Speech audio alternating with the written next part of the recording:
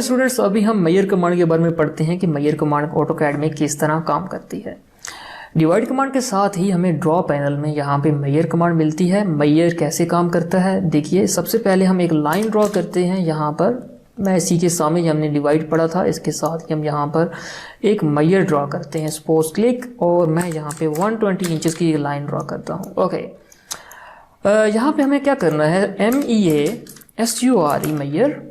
Okay, मैयर command enter, sorry दोबारा से, मैयर क्या कर रहा है, सिलेक्ट ऑब्जेक्ट टू मैयर। क्या करना है, मैयर क्लिक करें।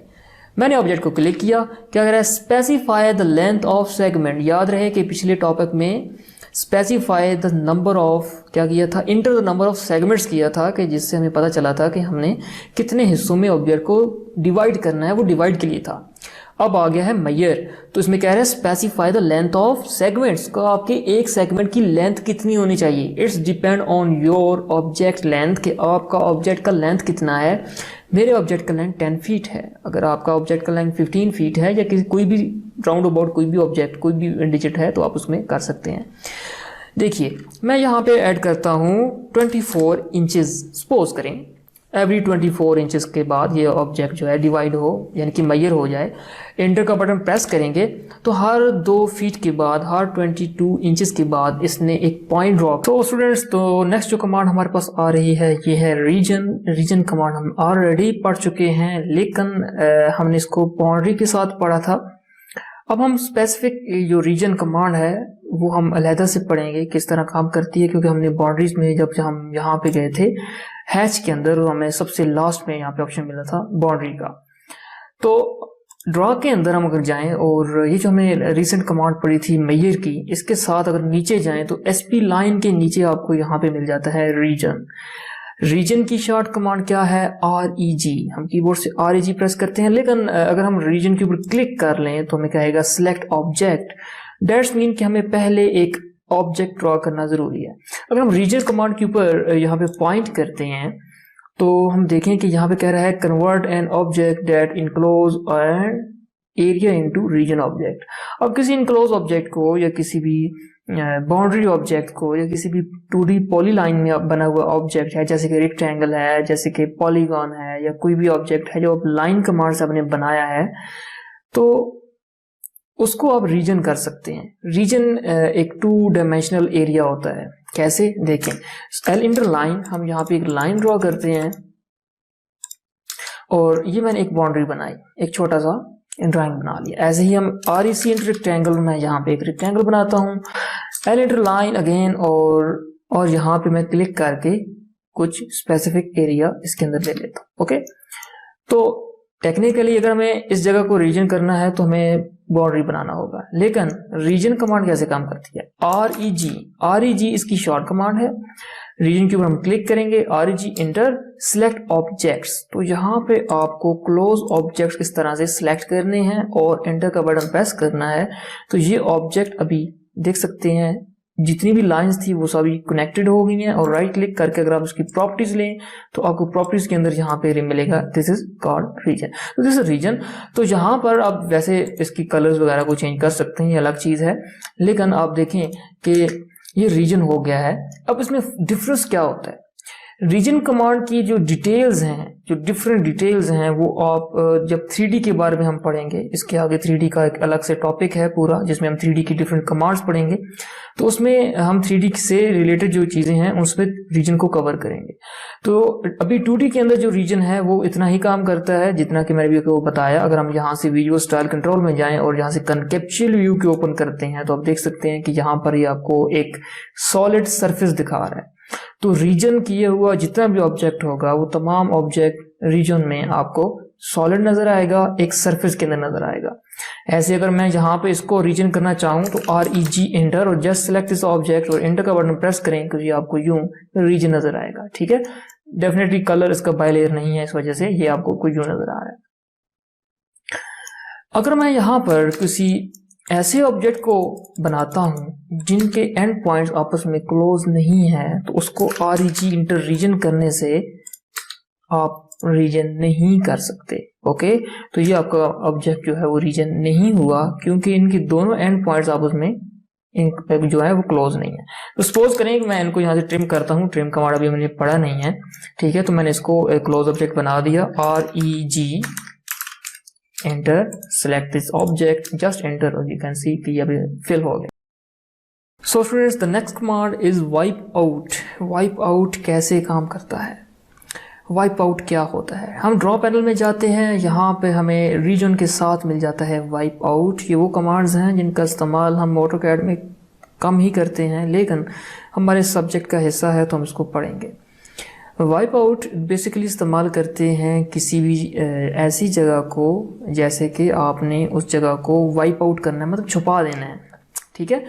कैसे होगा देखिए, वाइप आउट के ऊपर आप क्लिक करें, आप किसी भी पॉलीलाइन ऑब्जेक्ट को, किसी भी पॉली ऑब्जेक्ट को आप वाइप आउट में कन्वर्ट कर सकते हैं या डायरेक्टली वाइप आउट ड्रॉ भी कर सकते हैं, ठीक है। कैसा ऑब्जेक्ट बनता है, कैसे? सपोज करें कि मेरे पास कुछ लाइंस हैं और मैं किसी स्पेसिफिक एरिया को वाइप आउट करना चाहता हूँ, तो हमें कमांड टाइप करनी है वाइप आउट, कंप्लीट टाइप इसको करना है आपने, wipe out inter, specify the first point, आपको फर्स्ट पॉइंट दें, ठीक है। अब स्नैप मोड ऑन है, यहाँ पे हम किसी भी जगह पे क्लिक करते हैं, सपोज मैं यहाँ पे क्लिक करता हूँ, कह रहे हैं specify the next point. Next point आपको क्या देना है, सपोज यहाँ पे क्लिक करता हूँ, यहाँ पे देखिए इसका फर्स्ट पॉइंट और एंड पॉइंट ऑटोमेटिकली जुड़ा हुआ है इसके साथ, ठीक है।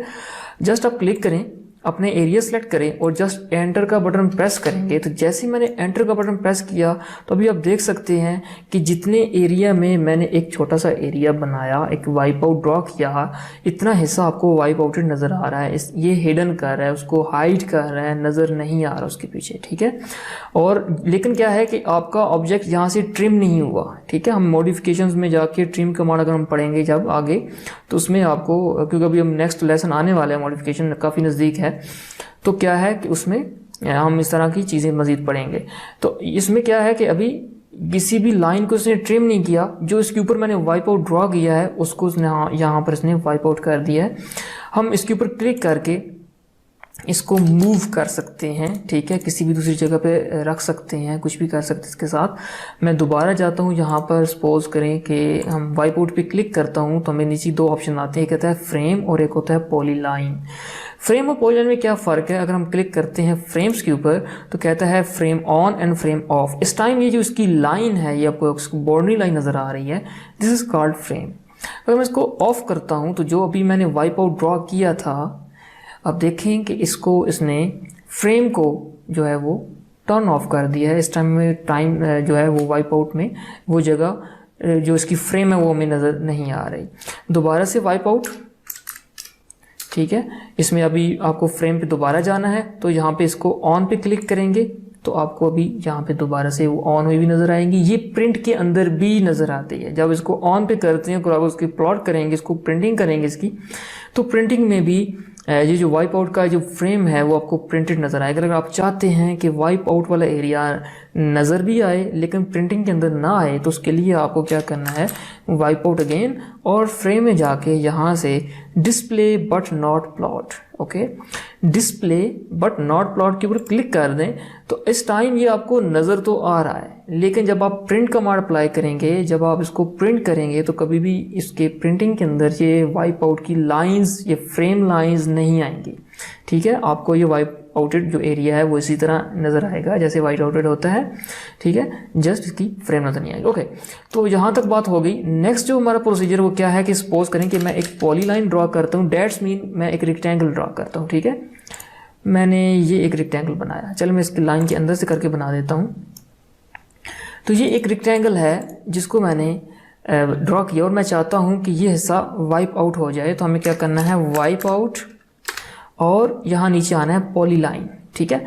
पॉलीलाइन के ऊपर क्लिक करें और जस्ट इस पॉलीलाइन के ऊपर क्लिक कर दें, यानी कि इस रेक्टेंगल के ऊपर क्लिक करें और इसको करें इरेज पॉलीलाइन। अगर आप चाहते हैं कि ये लाइन जो रेक्टेंगल ड्रॉ हुआ है ये इरेज हो जाए, उसके ऊपर वाइप आउट ड्रॉ हो जाए, तो यस कर दें। अगर कहते हैं नो, तो वाइप आउट भी ड्रॉ रहेगा और इसके साथ जो पॉलीलाइन अभी हमने ड्रॉ की हुई है वो भी ड्रॉ रहेगा। ओके, मैं इसको फिलहाल के लिए यस करता हूँ, तो इन्हें पॉलीलाइन को डिलीट कर दिया है, इरेज कर दिया है और इसके ऊपर वाइप आउट ड्रॉ करिए। यूँ समझ लें कि हमने पॉलीलाइन को कन्वर्ट कर दिया है वाइप आउट में।